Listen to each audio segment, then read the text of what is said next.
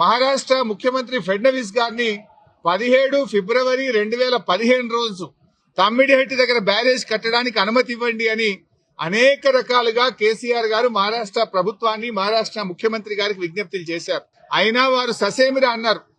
ఫడ్నవీస్ గారు మాట్లాడుతూ మాకంటే ముందు 7 ఏళ్లు కాంగ్రెస్ ప్రభుత్వం ఉండే, 7 ఏళ్లు కాంగ్రెస్ ప్రభుత్వం తమ్మిడిహట్టి దగ్గర ఒప్పుకోనప్పుడు ఇవాళ నేను బీజేపీ గవర్నమెంట్ ఆ రోజు తమ్మిడిహట్టి దగ్గర కట్టొద్దని నేనే ధర్నాలు చేసినా పోరాటాలు చేసినా ఇవాళ నేనెట్లా ఒప్పుకుంటా, రాజకీయంగా అది ఎట్లా సాధ్యమైతది, ఒప్పుకునే ప్రశ్నే లేదని ఆ రోజు ఖరాఖండిగా మహారాష్ట్ర ముఖ్యమంత్రి గారు కేసీఆర్ గారికి చెప్పారు.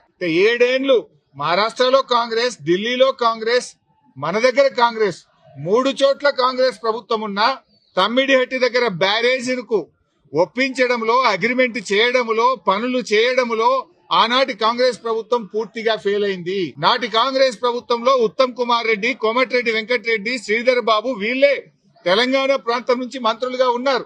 మీరు పట్టించుకోలే, 7 ఏళ్లు మీరు చేయలే. బట్ అయినా మేము అన్ని రకాలుగా ప్రయత్నం చేశాం.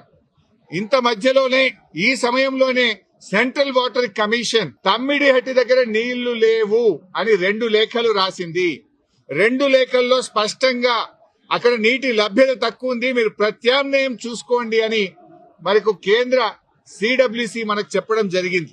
అదే సిడబ్ల్యూసి మీరు కట్టిన రిజర్వాయర్లు తక్కువ ఉన్నాయి, రిజర్వాయర్ల సంఖ్య పెంచుకోండి అని కూడా చెప్పింది. ఇవన్నీ లెటర్లు కూడా ఈ రోజు కమిషన్ కి ఇచ్చాం. సిడబ్ల్యూసి నుంచి వచ్చిన 3 లేఖలు ఈ రోజు కమిషన్ కి ఇచ్చాం.